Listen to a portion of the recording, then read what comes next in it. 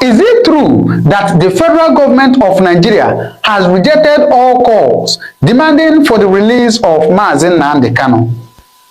I asked this question because I came across a news on the internet space, and after reading that news, I smiled. I said to myself, it is well. Even inside well, it is well. Now, I'm going to read the news for you so that you too can see it. But before I read the news, I want to tell you a very short story. Maybe we can learn from this story. You know, there was a certain king in a particular country. This king made a golden image and ordered that everybody in that country must bow down and worship that golden image. And of course, everybody obeyed, because if you don't do what the king said in that country, he's not just going to kill you, he's going to torture you before killing you. And you know what that means.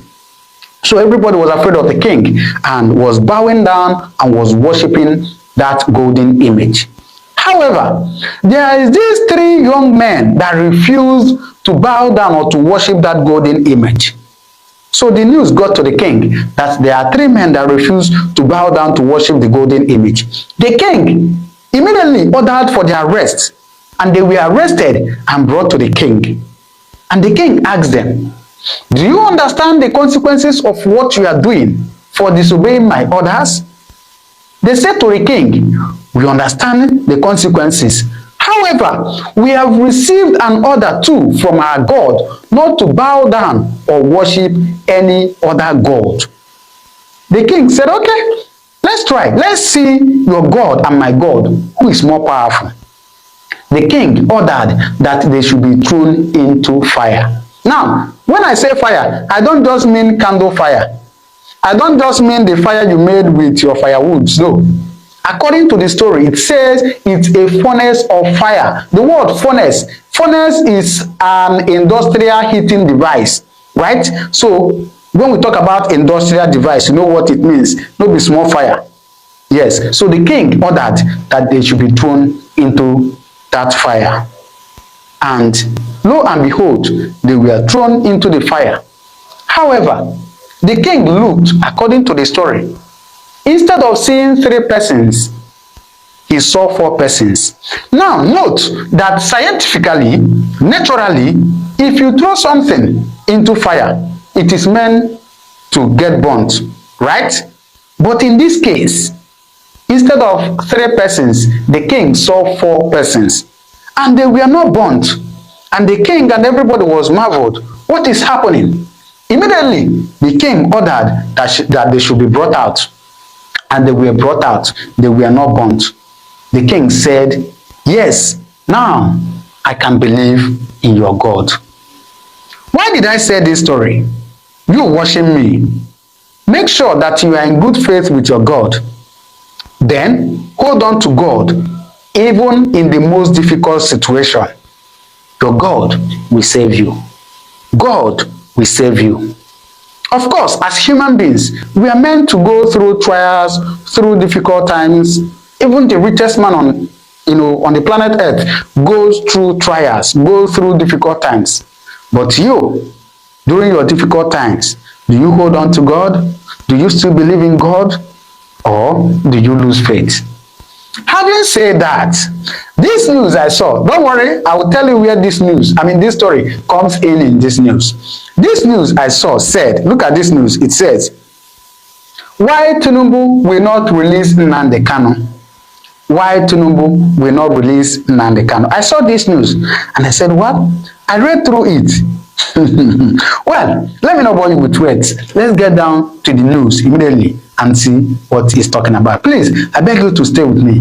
If this is your first time coming across my video on my channel, I beg you, do well to subscribe, because here I get information of everything that is happening. And we do that with evidence, because I show you everything here. Now, to this news, it says, let's read it briefly.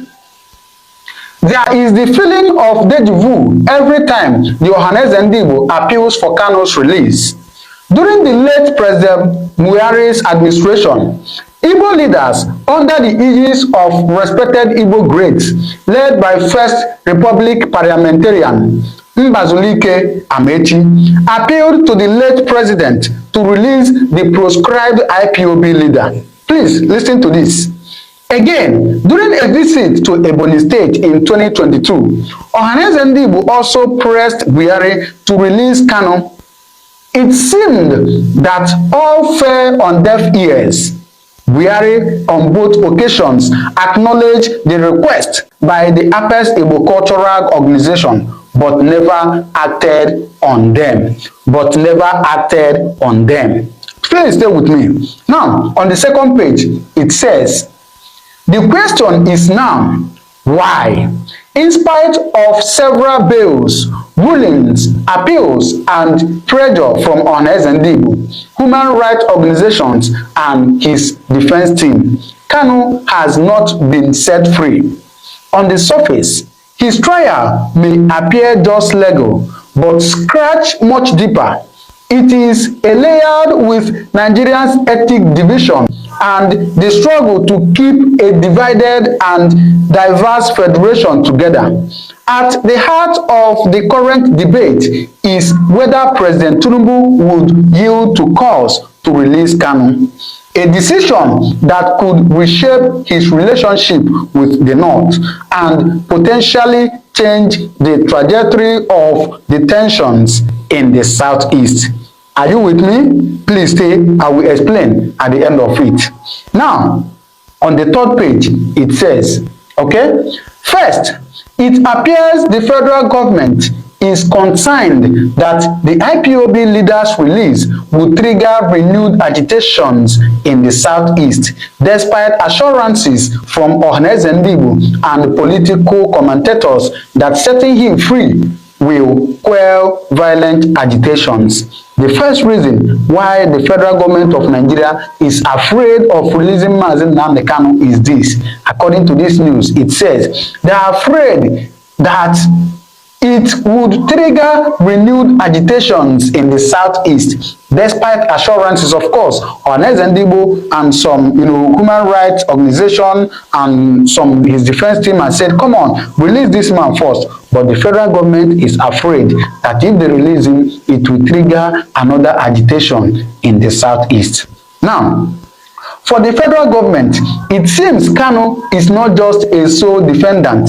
He is symbolic of the cries of marginalization and ethnic tension that have dominated conversation in the Southeast since the end of the Civil War.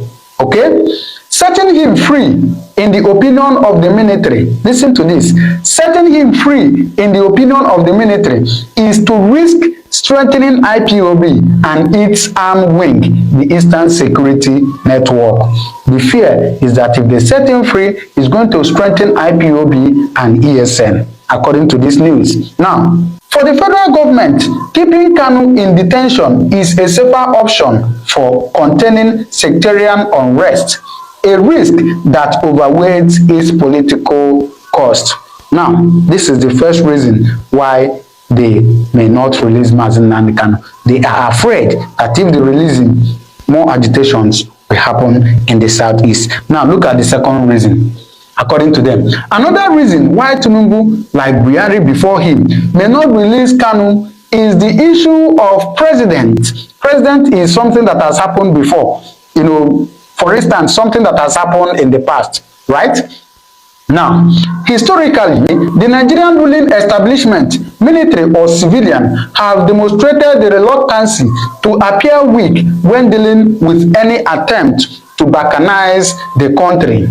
The Nigerian state has historically treated secessionist agitations or any agitation that threaten the sovereignty or resources of the country with a heavy hand, whether it was Isaac Adaka Barrow's Niger Delta uprising in the 1960s or the Ogoni self-determination crisis in the 1990s. Now, the second reason is that they said, according to this news, is because of what has happened before, right? President, right? What has happened before, so they don't, use soft hand to treat any form of agitation in Nigeria. But I can tell you that this is not 100% true. You know why? I could remember when Asari Dokubo was arrested, his men went into rampage. They started destroying oil pipes.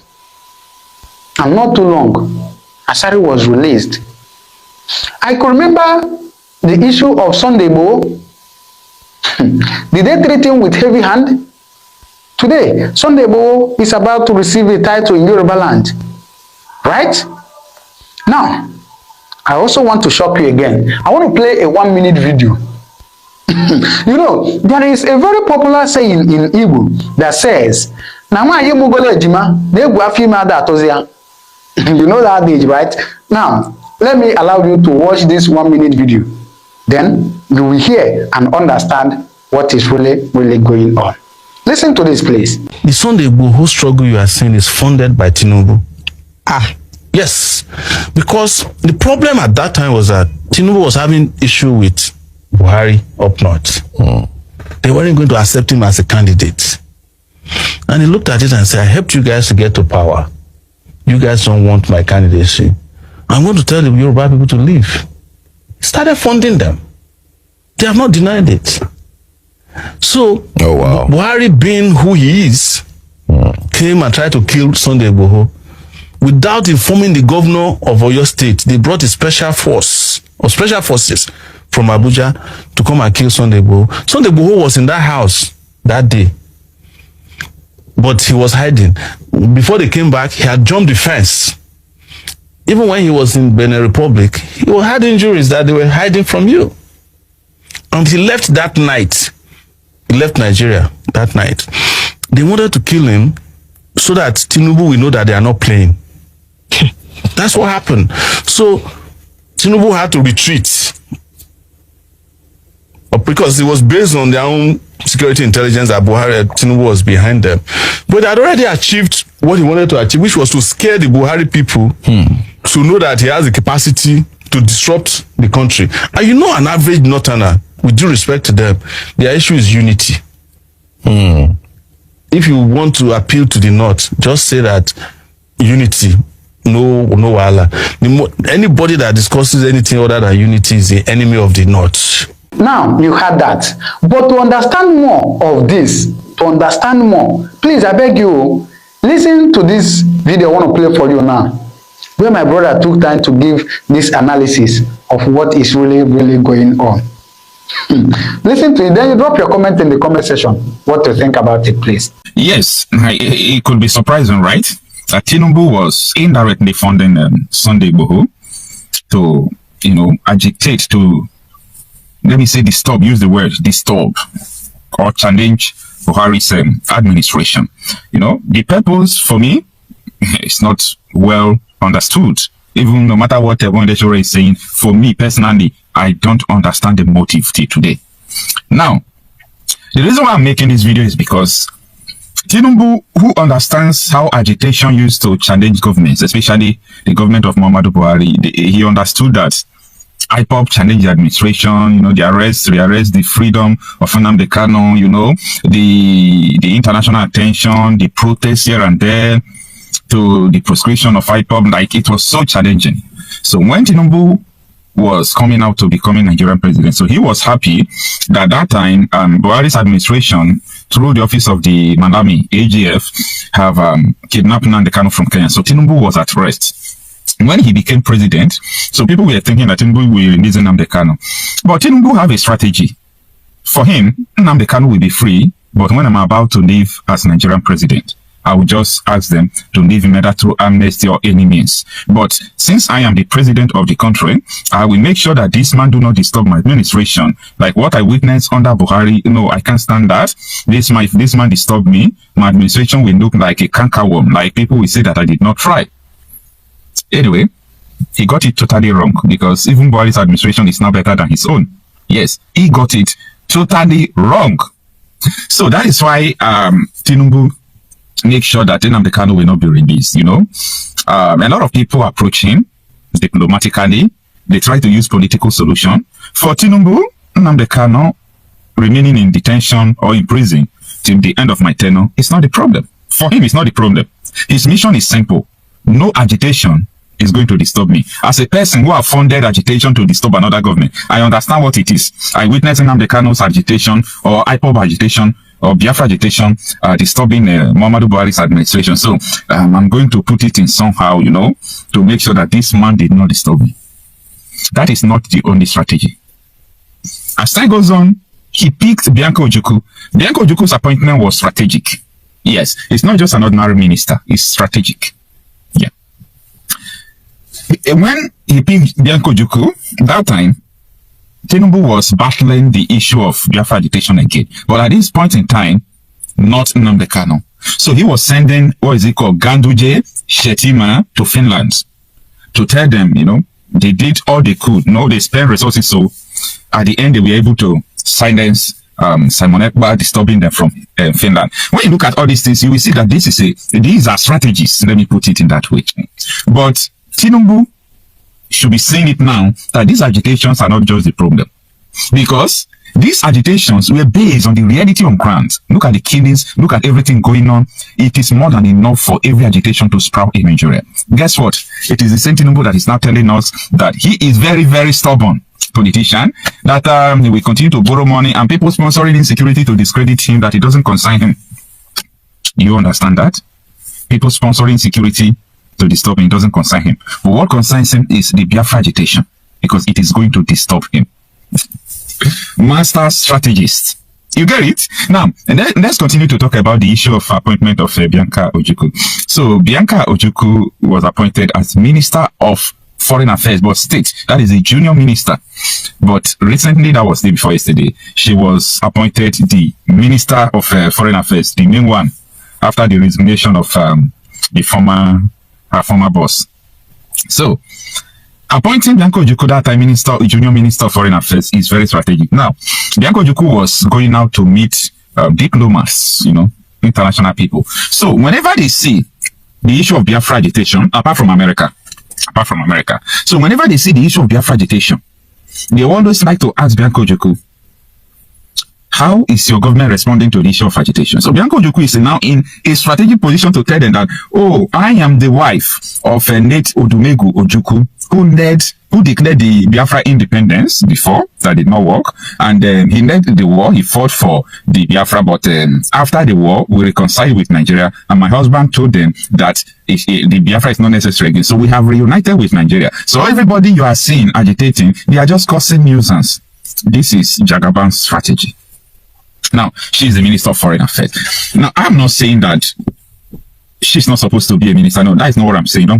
I'm trying to explain Tinubu's strategy or strategies for you. And that is why you are seeing today the issue of detention of Nnamdi Kanu is totally different from everything you can think or imagine. Yeah. The other time, you know, even Andesoti was saying that Nnamdi Kanu will soon be released. Will soon be released. Will soon be released. There are not many politicians who speak truth, who are sincere. Only few of them. And few of them who can come out to talk the reality and what is happening, they can never come out to tell you what Tinubu told them. Yes, and Andesoti met Tinubu about Nnamdi Kanu. And Andesoti cannot tell you what Tinubu told them. But Nnamdi Kanu will soon be released. That is what they are going to tell you. Why? Because Tinubu don't want him. If Tinubu still needs second term, till the end of his administration, he will not talk about the release of Nnamdi Kanu. This is just a clear strategy to making sure that this man did not distract him, or this man did not disturb him. I'm telling you, this is a strategy. But now, Tinubu should be knowing the reality that Biafra agitation is not the problem. In fact, as bad as Nigeria is at this moment, it is a crime to humanity that there is no agitation. Like, everybody is disappearing. Bandits are killing, Boko Haram are killing, terrorists are, everybody killing, dead, and the nation is just calm. That is to tell you that it is beyond a charm. It's psycho conditioning. The people have been hypnotized. They have been psycho conditioned to believe that, no, this is the way of life. This is the way to go. Anyway, you see, no matter how you try to build a castle or a shed just to make sure you cover the ray of sun from you, that will not make the sun not to be up there. That will not make the sun not to rise or to set. The sun will always be sun.